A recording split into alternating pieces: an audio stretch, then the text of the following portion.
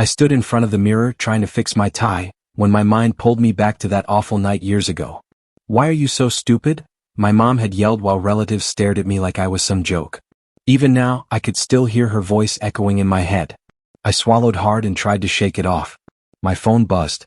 "Mom." I answered. "Hey. Ethan, send Lena $300, she said flatly. No greeting. No warmth. "I can't right now. I have an event." "There you go again," she snapped. "Always making excuses. Look at your sister. She works harder than you ever will. She deserves help." I pressed a hand to my forehead. "Mom, you don't know what I'm doing today." "I know enough," she said. "Lena is doing something important.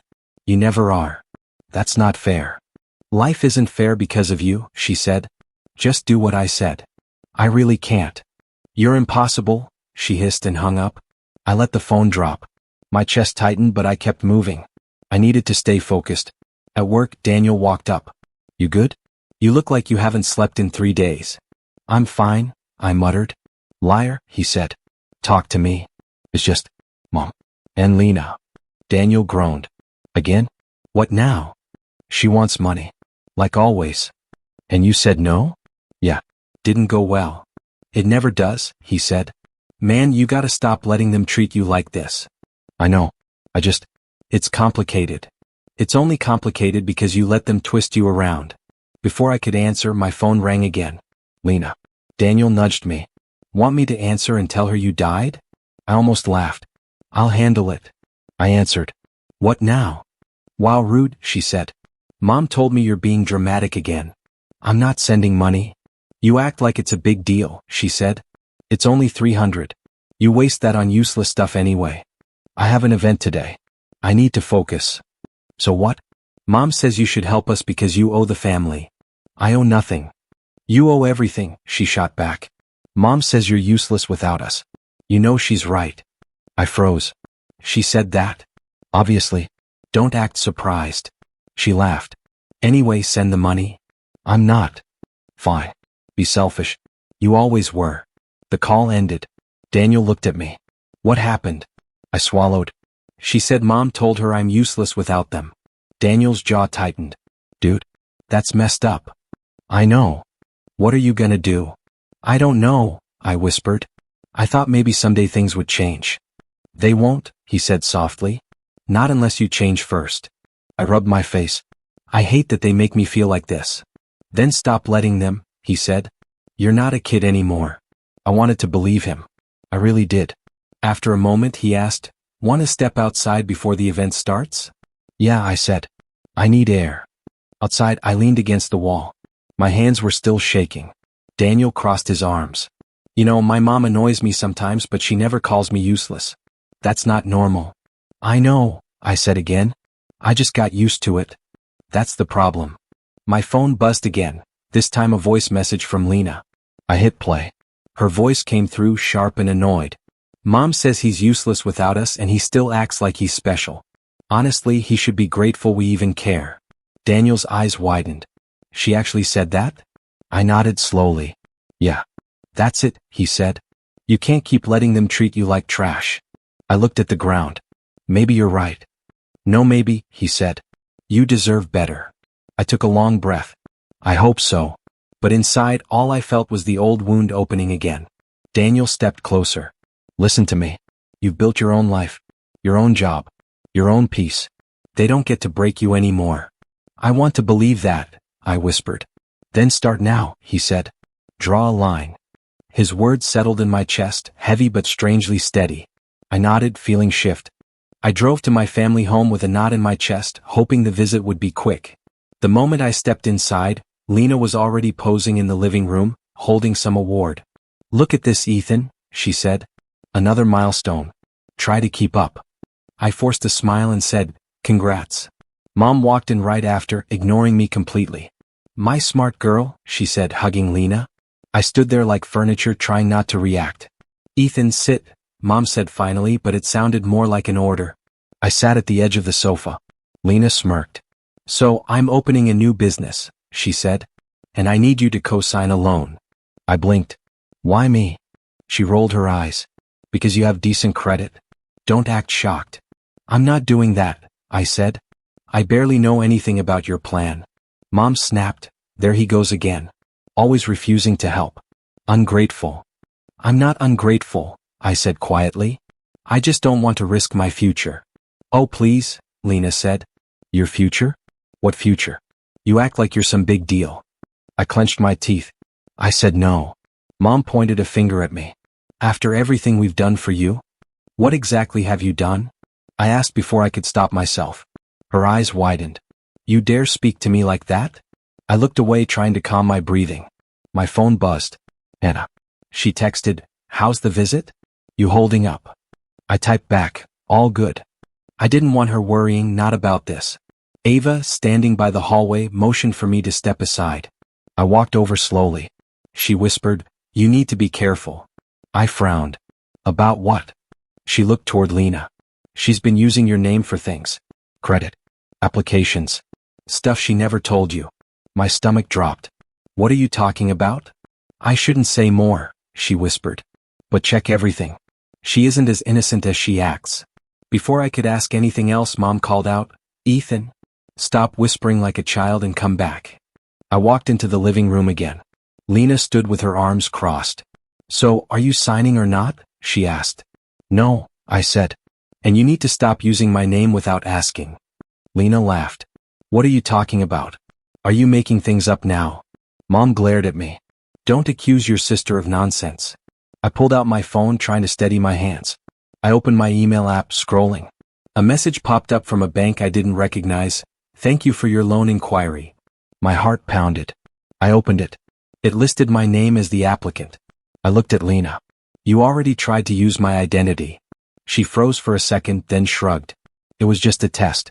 You're overreacting. Mom rushed to her defense. She didn't mean anything. Stop being dramatic. I held up my phone. This is fraud. Lena scoffed. It's only fraud if you say something. Something inside me cracked. I won't be used anymore. Mom stepped closer. You will do what this family needs, Ethan. You always have. I shook my head. Not anymore. Lena rolled her eyes. Then don't cry to us when your life falls apart. I stared at both of them. My life isn't falling apart. Yours is, and you don't even see it. For the first time, neither of them spoke. I walked out of the house without another word, my chest tight, my mind spinning. Ava's warning echoed in my head. I needed to find out how deep Lena's betrayal went. And for once, I wasn't going to pretend everything was fine. As I sat in my car, my phone buzzed again. It was Hannah calling this time. I stared at the screen, unsure whether to answer. I didn't want her dragging into my family mess, but I also didn't want to hide forever. I let it ring, breathing hard. I whispered to myself, I need to protect my life. For the first time, the words felt real. I turned on the engine, determined to start digging for the truth, no matter how ugly it turned out to be. Today. Ava pulled me toward the kitchen, her voice barely above a whisper. You need to leave before Mom explodes again. I'm fine, I muttered, even though my hands were shaking. No, you're not, she said. You never are after they do this. I can handle it. She frowned. You shouldn't have to handle it. Before I could respond, Mom's voice cut through the house. Are you two done hiding? I stepped back into the living room. We weren't hiding. Mom crossed her arms. Then act like a son instead of a burden.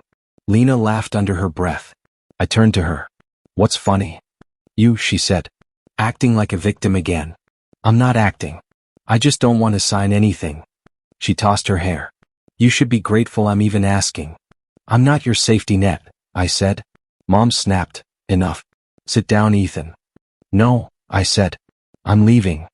You're not going anywhere, she said sharply. We're not done. I stepped toward the door anyway. We are. Dad finally spoke, his voice tired. Let him go. Mom glared at him. You always take his side. I'm not taking sides, Dad said. He's stressed. Because he's weak, Lena said. I exhaled slowly. Can you stop? She smirked. What? Does the truth hurt? I tightened my jaw. I'm not weak. Could have fooled me, she said. You always break under pressure. I'm not breaking. Mom pointed to the door. If you leave now, don't expect support later. What support? I asked. You don't even speak to me unless you need something. Her eyes narrowed. Watch your tone. Dad sighed. This is going nowhere. Ava stepped closer to me. Just go, Ethan. Lena rolled her eyes. He's dramatic. He'll be back in 5 minutes. I walked out without looking at any of them. As soon as the cold air hit me, my phone buzzed again. Hannah. Still surviving? She texted. I typed, yeah. She replied instantly, you're lying. My chest tightened. I called her instead. She picked up immediately. Talk to me. I'm good, I said. You're not, she said softly. Your voice shakes when you're not. I sat on the hood of my car. They want me to co-sign a loan. She groaned. Of course they do. What did you say? No. And they lost it. She was quiet for a moment. Do you want me to come over? No, I said. I don't want you caught in this. I don't care about this, she said. I care about you. I rubbed my forehead. I just need a minute. Take the minute, she said. But don't shut me out. I'm not shutting you out. You are, she said. Whenever something hurts, you hide. I don't hide, I said. Yes, you do, she insisted. You tell me you're fine even when you're falling apart. I'm not falling apart. Ethan, she said, you're shaking. I stared at my hands. I'll be okay. You don't have to be okay alone, she said. I'm used to it. Well, stop being used to it, she said firmly. Let me help. I took a shaky breath. I don't know how. You don't have to know. Just talk. Before I could answer, the front door opened behind me. I turned. Ava stepped outside, closing it quietly. They're still arguing inside, she said. I whispered, about me? Of course, she said. They always do. I sighed. I should have stayed quiet. No, she said. You finally stood up for yourself. It didn't solve anything. It wasn't meant to solve it, she said. It was meant to protect you. Hannah asked through the phone, who's that? Ava, I said. Hannah exhaled. She's the only one in that house with a heart. Ava sat beside me on the hood. Hannah on the phone? Yeah. She leaned closer to the speaker. He's pretending he's fine. I know, Hannah said. He always does. I'm right here, I said. Ava nudged me. Then stop pretending. I'm not pretending, I muttered. You're literally trembling, she said. Hannah added, and your breathing is uneven. I'm just cold, I said. Ava raised a brow. It's not even cold. I groaned. Can both of you stop teaming up on me? No, they said at the same time. I shook my head. Unbelievable. Ava nudged my arm gently. Come back with me. I'll get your stuff. You don't have to go inside. I'm not going back in, I said. Good, she said. They don't deserve another fight. Hannah's voice softened. Come to my place then. I don't want to dump this on you, I said. You're not dumping anything, she said. You matter. Ava squeezed my shoulder. She's right. I stared at the ground. I don't know what to do. Hannah whispered, come here. Let me be your calm. Ava nodded. Go. You need space. I finally stood, exhaling slowly. Okay. Hannah said, I'll keep the door unlocked. Ava smiled sadly. Text me when you reach. I looked at both of them and felt something crack inside me, not pain, not fear. Something softer, something I wasn't sure I deserved. I will, I said. I sat in my apartment staring at Grandma Iris's letters spread across the table. Her handwriting felt like a gentle tap on my shoulder. Don't shrink yourself, she once wrote. People who love you don't need you small. I whispered, I'm tired of shrinking. My phone buzzed. Hannah texted, you safe? I replied, trying to be. She called immediately. Talk to me. What's happening now? I keep hearing their voices, I said. Mom calling me ungrateful. Lena acting like my life is hers. I can't keep doing this. Then don't, she said. Do what protects you. I don't even know what that is anymore. She breathed softly.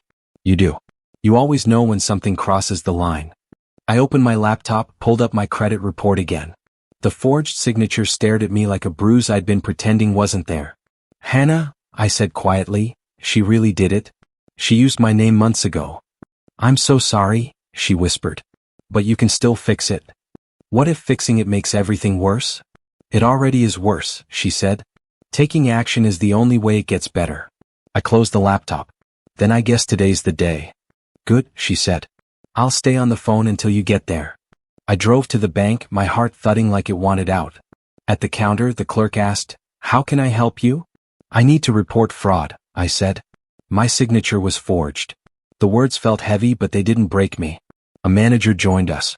Can you confirm which document? I pointed. This one. I didn't sign that. He nodded. We'll initiate the investigation and notify the lender. Leaving the bank, I felt something I hadn't felt in years. Air in my lungs that actually belonged to me. I was halfway through my shift when the doors slammed open. Mom's voice pierced the room. How dare you? Everyone in the office froze. My stomach dropped. Mom, what are you doing here? She marched toward my desk.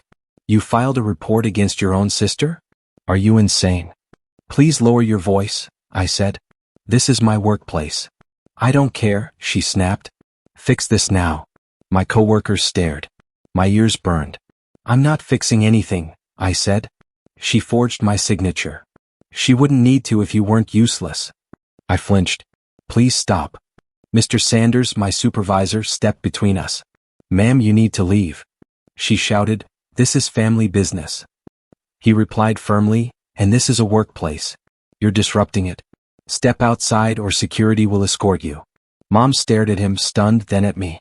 You let a stranger talk to me like that? I said, he's protecting me, something you never do. Her mouth trembled with rage. You're dead to us if you go through with this. I hope someday you hear how cruel that sounds, I said. She stormed out, slamming the door so hard the glass rattled. Mr. Sanders turned to me. You okay? No, I said honestly. But thank you. You don't deserve to be yelled at like that, he said.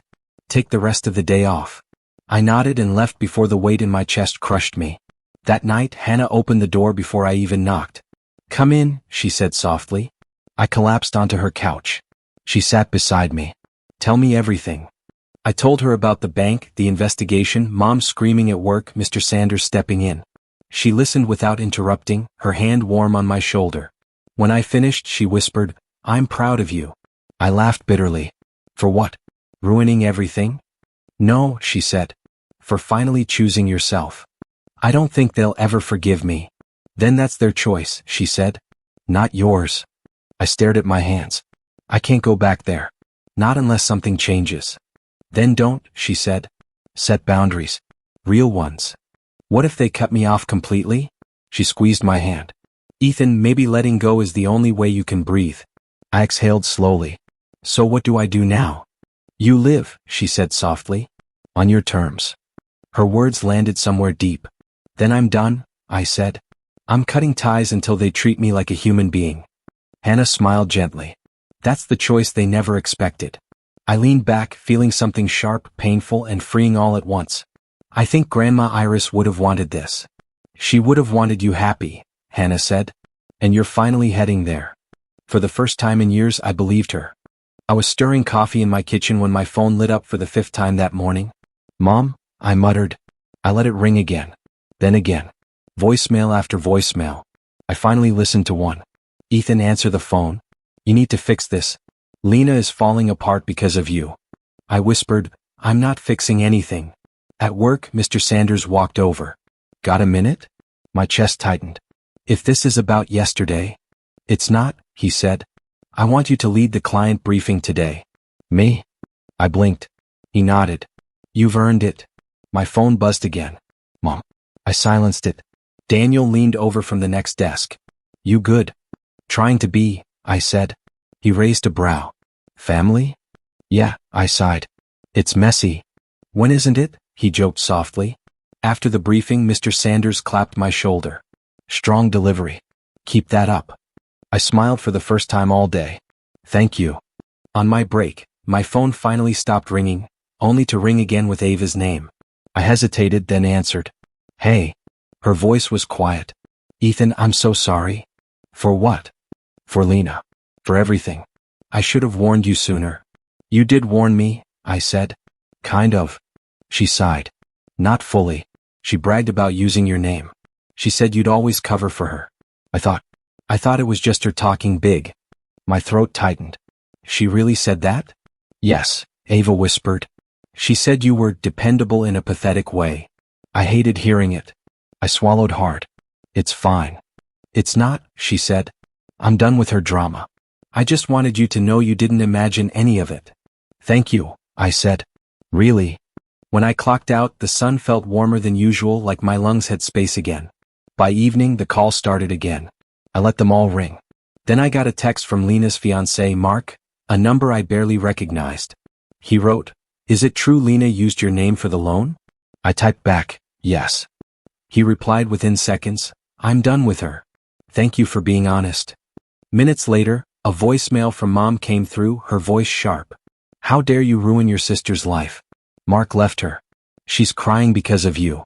I put the phone down and exhaled. "Not my fault," I whispered. That night, I sat on my balcony, letting the cold air settle what was left of my nerves.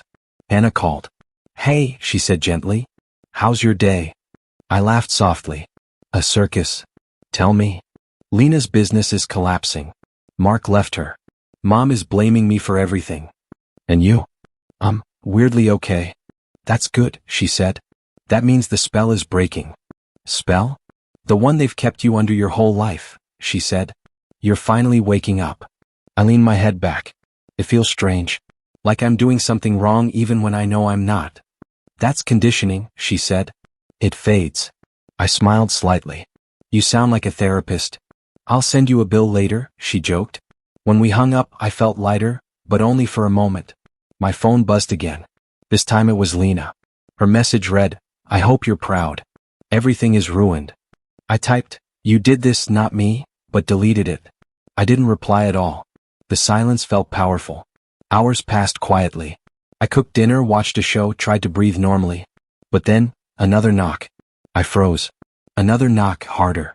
I set down my fork and walked to the door slowly, already knowing the energy behind it. I opened it. Mom stood there, mascara smudged, eyes red and swollen. She didn't try to hide the tears. "Ethan," she whispered, voice shaking. Please open the door." I kept my hand on the doorknob, unsure if I should let her in or keep the boundary I finally learned to hold. She reached for me like someone drowning. "Everything is falling apart," she cried. Your sister needs you." Her voice cracked, but for the first time in my life, my heart didn't bend the way it used to. I breathed in slowly, steady, calm, finally calm, while she cried on the doorway of the world she no longer controlled. The knock on my apartment door was hesitant, almost timid, but I knew who it was before opening it. "Maria." "Mom." Her eyes were red, her voice shaking before she even spoke. "Ethan, please listen to me." I leaned against the doorframe, my arms crossed. "What is it now?" "It's Lena," she whispered, panic under every word. "The bank, the authorities, she could face serious consequences. You have to drop the case." I blinked. "You're asking me to fix something she caused herself?" Her hand trembled as she clutched her purse. "You don't understand. This could ruin her life." I exhaled slowly. "Do you ever think about me? Or is this only because she's in trouble?" Her eyes widened, fear flashing. "Of course I care." No," I interrupted, voice steady. "I see this now. You only care because she might suffer. You never cared when I was hurt, ignored, humiliated." A tear ran down her cheek. I just want to protect the family." "And protecting her means destroying me," I said. "I'm done protecting anyone who doesn't see me as a person." Her lips trembled. "Ethan, please. Think about the family reputation. Think about." "I've thought about it," I said firmly. "And I'm done. I won't fix anything anymore." She gasped. You can't leave her to face this." "I can." "She made her choices," I said. "I made mine. You could have supported me years ago, but you didn't. This is too late for sorry." Her body shook as she stepped closer. "Ethan, I held up a hand. "Wait, you said something just now. Something you didn't mean to say." She froze. "What?" "About Lena and me. You said you always thought she would bring pride, while I was just average." My voice was calm but cutting. "Do you know how that feels? All my life, knowing I was just average in your eyes." Her lips quivered. I shook my head. "No, I don't need your explanations. I needed your love. That's gone now." She whimpered, stepping back. "Ethan, please don't shut me out." "I am shutting you out," I said, slowly closing the door, letting the click echo in the quiet apartment. I sank to the floor, letting the weight of years press down. The silence was heavy but finally mine. My phone buzzed, Hannah calling. I picked up immediately. "Hey," I whispered. "Ethan?" Her voice was gentle. "Are you okay?" I let the tears come. "No, but I am. I'm here, she said softly. Tell me what's happening. I told her everything, Maria begging, Lena's potential consequences, my mother's admission about how she always compared us. My voice shook at first, but as I spoke, I felt a strange sense of relief. You're allowed to feel everything, she said. The anger, the hurt, the betrayal. Let it out. I leaned into the couch cushions, finally admitting aloud the depth of my wounds. All my life, I wanted to be enough. For anyone. And I wasn't. Hannah held my hand through the phone speaker. You are enough, she said. And you don't have to prove it to them anymore. I closed my eyes. The heaviness in my chest began to ease. I think I'm finally starting to heal, I whispered. You are, she assured me. This is the start of your life on your terms. I let out a shaky laugh.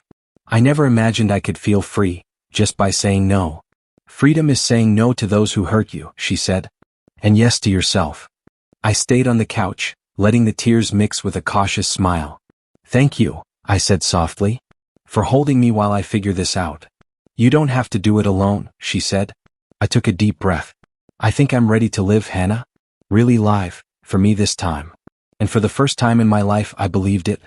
I was organizing my apartment, tucking away files and adjusting the new lights when my phone buzzed.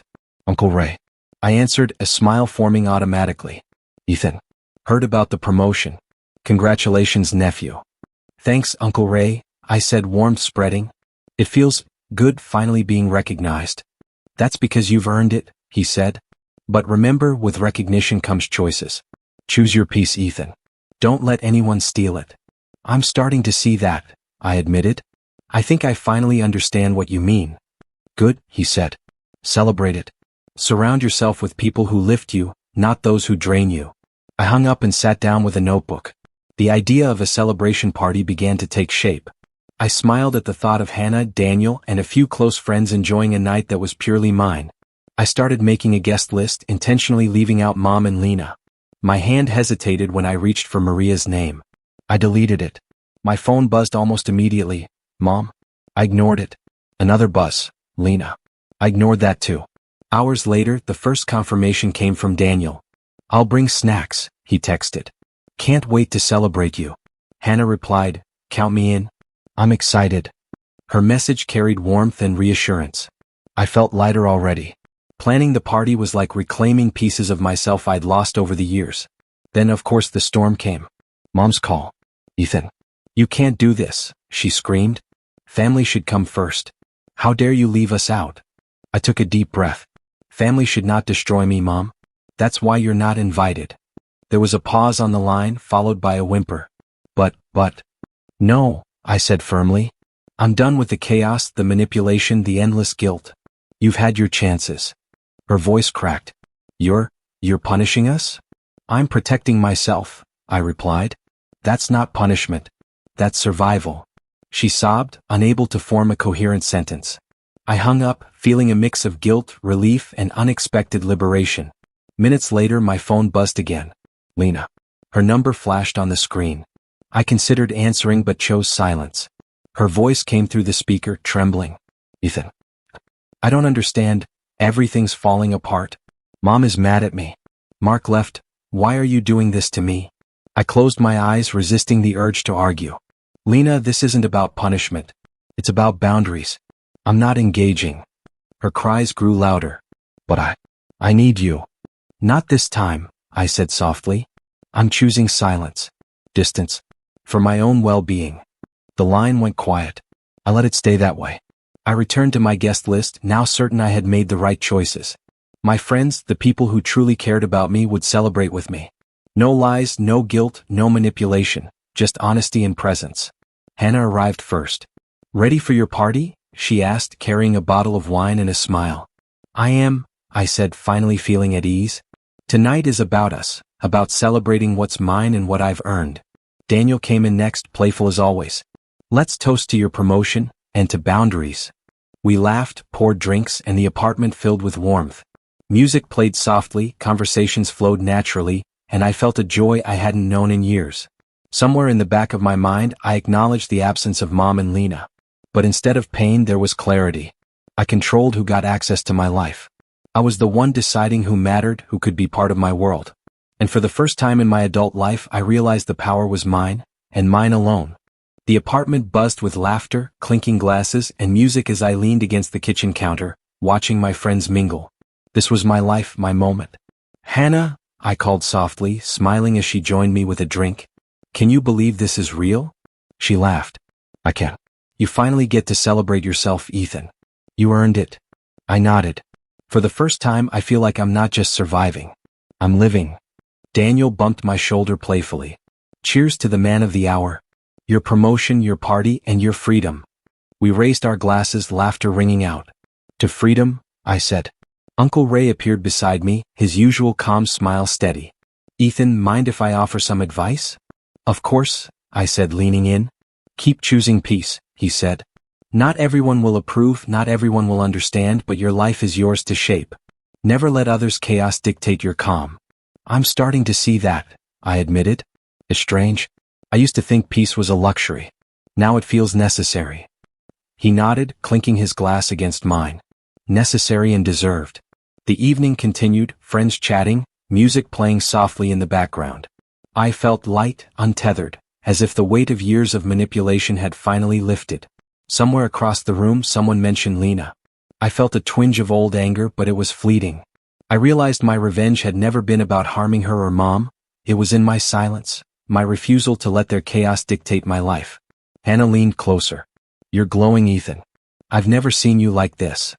"I've never felt like this before," I admitted. I used to crave their approval. Now I don't need it. Daniel laughed from the couch. "Can't argue with that. This party is about you, not anyone else. You set the rules now." I smiled, the warmth of real connection sinking in. My mother's calls, Lena's tears, the family drama, they all seemed distant, irrelevant. I had claimed my space. Uncle Ray joined the group on the balcony, pointing to the city lights. "Look at that," he said. "The world doesn't revolve around anyone else's expectations. It revolves around you when you decide it does." I breathed in the night air, feeling it fill my lungs. "I think I finally understand what you meant by peace being a choice." "You see it now," he said. "And you'll continue to see it as long as you protect it fiercely." Hannah squeezed my hand. "You don't need revenge to prove anything. Walking away, protecting yourself, that's the real victory." I smiled, letting the truth sink in. It's strange. I spent so long thinking revenge meant fighting fire with fire. Now I see, it's in letting go and choosing calm over chaos. Daniel raised his glass again. "To choices we never had before and the ones we finally make for ourselves." I joined him, lifting my glass with a steady hand. "To peace," I said, and this time it felt triumphant. Later, I stepped onto the balcony alone, the night cool against my skin. The city lights stretched endlessly, a reminder of possibilities. I exhaled, feeling the tension of years slip away. In that quiet moment, I realized I had built my revenge not by inflicting pain, but by claiming freedom, joy, and boundaries. My life was finally mine. The air felt different, lighter, as if every breath I took carried a fraction of the weight I had shed. I smiled softly, imagining the lives of Lena and Mom, full of chaos and consequences, while I basked in calm. I whispered to myself, almost a mantra, "Peace is my revenge." No arguments, no confrontation, no anger. Just choice, clarity, and control. The laughter from the party drifted behind me, friends enjoying themselves without the shadows of manipulation. I felt a quiet satisfaction, a sense of finality. Tonight, I didn't just celebrate my promotion. I celebrated myself, my boundaries, my liberation. I stepped fully into the night air, arms stretched slightly, chest open. For the first time in my life, I felt light, untethered, and truly hopeful. And I knew without a doubt that this peace was mine, and no one could take it away.